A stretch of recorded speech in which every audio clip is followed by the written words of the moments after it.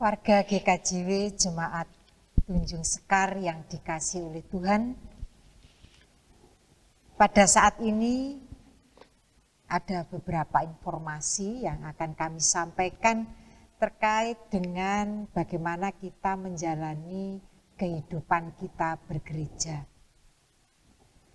Bagaimana kabarnya Bapak Ibu, saudara-saudara, serta anak-anak?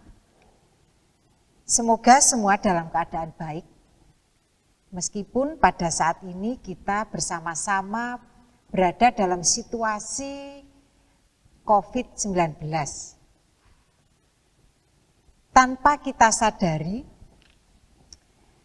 mulai bulan Maret, sekitar tanggal 22 Maret 2020, kita praktis menghentikan kegiatan yang berada di gereja. Karena pada bulan Februari 2020, virus corona 19 yang mulai masuk ke Indonesia ini menjadikan pemerintah kita lalu memberikan instruksi. Dan instruksi ini pada seluruh rakyat Indonesia, di mana semua orang harus belajar, bekerja, beribadah di rumah. Nah, sehingga dengan peraturan pemerintah seperti itu, untuk menjaga memutus rantai penyebaran COVID-19, kita gereja GKJW Jemaat Tunjung Sekar menghentikan berbagai kegiatan di gereja GKJW Tunjung Sekar. Semua kegiatan peribadatan beralih dari gereja ke rumah. Kita yang biasanya bertemu, bersendagurau, menjadi tidak bisa. Hanya melalui media elektronik. Dan tentu itu tidak nyaman bagi kita yang terbiasa beraktivitas di gereja, bertemu, dan harus berada di rumah. Tapi kita patut bersyukur kepada Tuhan karena kita semua diberi kesehatan. Aktivitas pelayanan gereja juga terus berlangsung meskipun tidak lagi berpusat di gereja. Kita juga tetap dapat merasakan tetesan berkat dari Tuhan yang memelihara kehidupan kita, meskipun mungkin itu tidak seperti sebelum pandemi COVID-19. Tuhan juga memberkati gereja kita dengan berkat yang melimpah melalui bakti dan juga partisipasi panjenengan semua. Sehingga gereja kita ini juga tetap dapat ambil bagian dalam bencana non-alam ini. Nah, itu yang patut kita syukuri dalam kehidupan bergereja kita.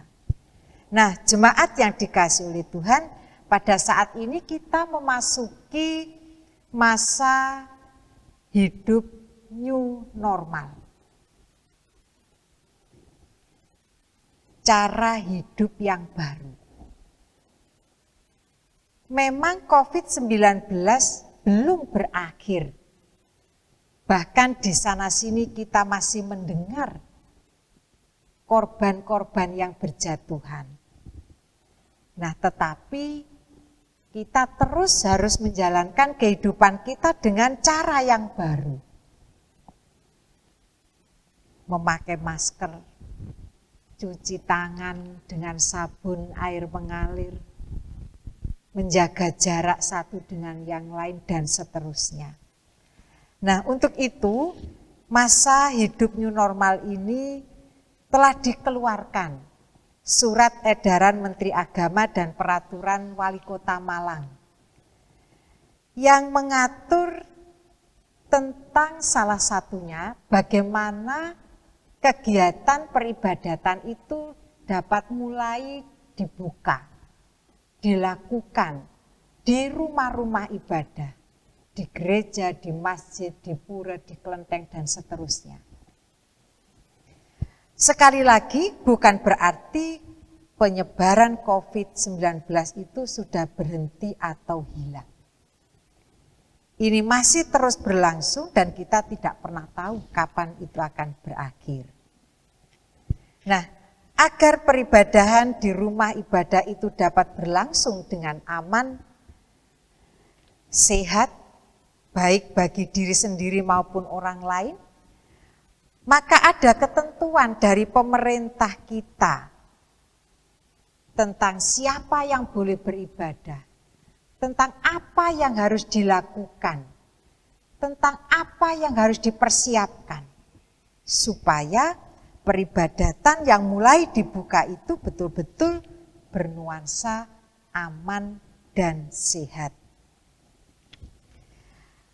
Ketentuan dari pemerintah kita, dari Pemkot Kota Malang ini, kita diharapkan mengajukan permohonan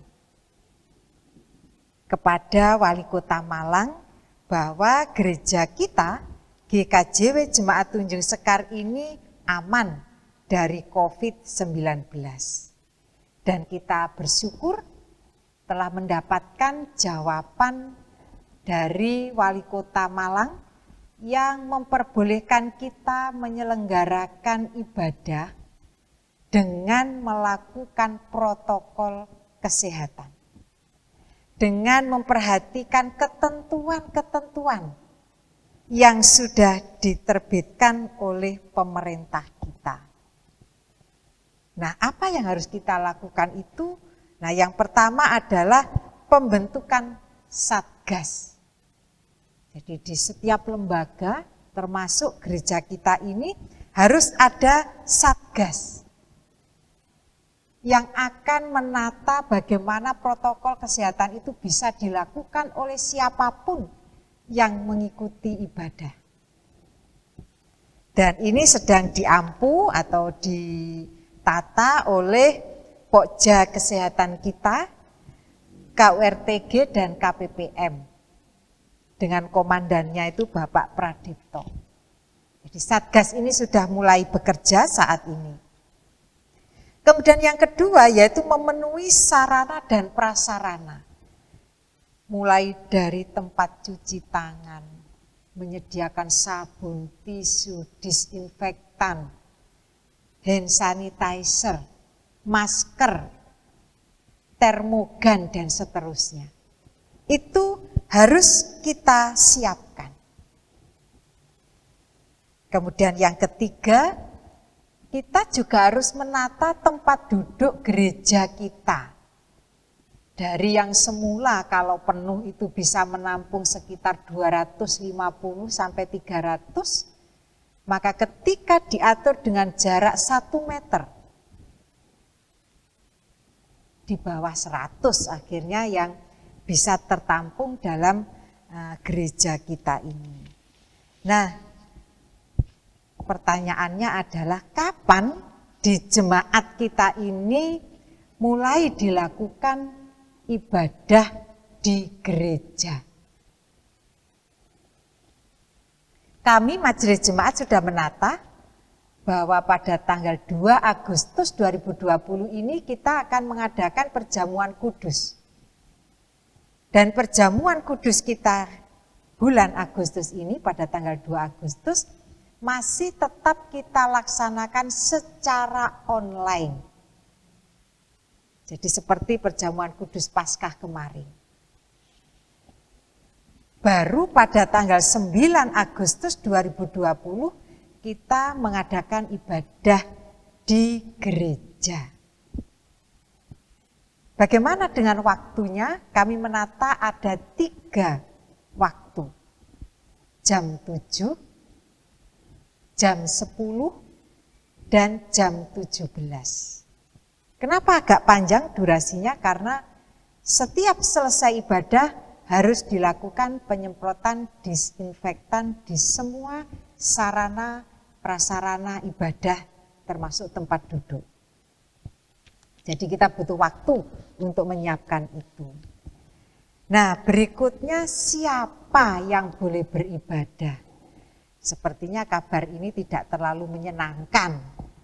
Karena kita sudah berharap kita bisa beribadah dengan semua kategori. Mulai dari anak-anak sampai adiuswa. Nah, tetapi berdasarkan surat edaran dari Menteri Agama maupun juga peraturan Wali Kota Malang, bahwa pada saat ini belum bisa dikenakan untuk semua kategori usia. Yang diperbolehkan beribadah itu di gereja adalah yang sudah sidi sampai dengan usia 60 tahun. Mengapa demikian? Padahal yang usia 60 tahun ke atas ini yang paling membayangkan, ingin untuk bisa segera kita tuh bisa beraktivitas di gereja. Nah, mengapa demikian? Sebab usia 60 tahun ke atas itu dipandang rentan terhadap COVID-19. Apalagi kalau punya riwayat sakit diabetes, jantung, tekanan darah tinggi, CA. Kita berharap COVID ini tidak selamanya. Nah, tetapi pada saat ini bagi warga jemaat yang berusia 60 tahun ke atas, kami berharap panjenengan semua tetap melakukan ibadah di rumah masing-masing dengan pelayanan ibadah online. Majelis Agung tetap mempersiapkan pelayanan online ini. Nanti dari kita, Jemaat Tunjung Sekar juga akan menata sedemikian rupa sehingga kita juga bisa terlibat dalam pelayanan ibadah minggu online. Tetap semangat untuk para adiuswa, sehingga iman kita pun dalam situasi seperti ini juga tetap terus terpelihara oleh Tuhan dalam relasi kita dengan Tuhan. Nah, sedangkan pelayanan untuk anak dan remaja, kita juga masih belum bisa membuka ibadah untuk anak dan remaja. Mereka atau anak-anakku masih tetap beribadah secara online di rumah. Sebab anak-anak juga dipandang rentan terhadap COVID. Selain itu dorongan untuk melakukan social distancing itu agak sulit bagi anak-anak kita. Nah, oleh sebab itu untuk saat ini anak-anak juga masih melakukan ibadah online di rumah masing-masing dengan pelayanan online yang dikemas oleh Majelis Agung. Nah, sebuah penelitian yang dilakukan oleh sebuah kajian kelompok meneliti tentang bagaimana proses bertumbuhnya iman dari seseorang. Dari mana dia mendapatkan sentuhan, siraman iman itu sehingga dia bisa menjadi orang Kristen yang tangguh, yang kuat. Nah, dari penelitian itu 70% mereka menjawab adalah karena didikan pendampingan dari orang tuanya. Lalu gereja, pendeta, majelis jemaat, pamong, mereka hanya menjawab 15%. Selebihnya 15% yang lain mereka mendapatkan dari perjumpaan dengan teman-teman mereka.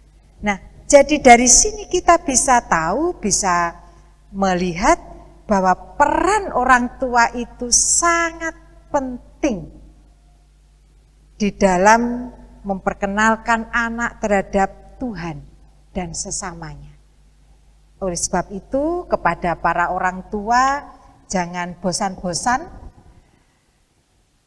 Jangan putus asa untuk terus mendampingi anak-anak dalam mengenal Tuhan, baik melalui ibadah minggu online ataupun cerita-cerita yang bisa dikisahkan pada anak-anak kita. Kemudian di sini kami juga menyampaikan tentang ibadah kelompok. Ini juga satu yang kita rindukan. Untuk bisa melakukan ibadah kelompok, berkunjung dari keluarga satu kepada keluarga yang lain. Tetapi untuk 3-4 bulan ke depan atau katakanlah di tahun 2020 ini, Majelis Jemaat belum bisa memperbolehkan dilakukan ibadah kelompok.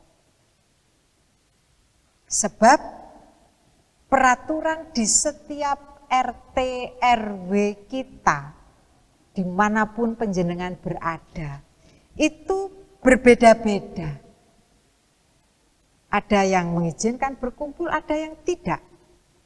Tergantung bagaimana daerah itu mengalami dampak sebaran COVID-19. Sehingga kita belum bisa mengizinkan untuk bisa dilakukannya ibadah kelompok. Selain itu juga fasilitas keluasan ruangan di rumah kita masing-masing juga berbeda. Bagaimana dengan social distancing kita? Bagaimana dengan protokol kesehatan kita? Itu juga harus dilakukan ketika kita berkumpul dengan banyak orang. Nah, oleh sebab itu kami mohon setiap keluarga untuk tetap dapat membangun ibadah dalam keluarga masing-masing dengan menggunakan bahan Patuen 2020 yang sudah penjenengan terima masing-masing. Kami menyediakan liturginya, penjenengan bisa mengolah bahan itu sehingga tanpa kita sadari kita itu bisa menjadi mandiri di dalam berteologi. Itu efek yang kadang tidak kita sadari. Meskipun yang kita ingin itu adalah mendengar renungan, khotbah atau apa. Tapi ketika itu harus kita lakukan sendiri di rumah kita, maka itu sebenarnya memberikan waktu kepada kita untuk ya belajar bagaimana berteologi itu. Kami akan tetap mencari cara bagaimana kami bisa menyapa penjenengan ke depan ini. Semoga sapaan itu bisa penjenengan terima bukan hanya dalam bentuk tertulis, tetapi mungkin juga dalam bentuk suara atau apa ini yang masih ditata oleh tim multimedia kita. Nah, yang terakhir, melalui video kita ini juga kami akan menayangkan tata cara ibadah new normal nanti. Jadi ada tata caranya. Nanti kita akan melihat peragaan itu sehingga siapapun nanti yang datang dalam ibadah new normal nanti penjenengan sudah tahu bagaimana protapnya itu. Pastikan yang datang ikut kebaktian nanti itu ketika sudah dilakukan penjenengan sehat, tidak sedang flu, tidak sedang meriang, pastikan penjenengan sehat. Memakai masker mulai dari rumah. Nanti saya pun yang melayani juga harus pakai masker atau face shield supaya aman semua. Duduknya pun juga ditata. Kalau biasanya kita memilih tempat duduk di mana kita suka, nanti tidak. Diatur supaya jalannya itu enak, tidak bertabrakan atau tidak juga saling bertumbukan. Nah, itu akan kita tata dan kita tampilkan dalam video ini. Untuk sementara waktu dalam ibadah nanti itu tidak ada warga tamu. Misalnya saudara kita dari luar daerah atau apa. Sebab kita tidak pernah tahu apa yang terjadi, kecuali dia bisa menunjukkan hasil rapid test dan surat kesehatan. Jadi kita agak strict dulu supaya aman dulu. Semoga nanti kedepannya kita akan lebih bisa menata lagi, mengevaluasi siapa saja yang boleh ikut kebaktian dan seterusnya.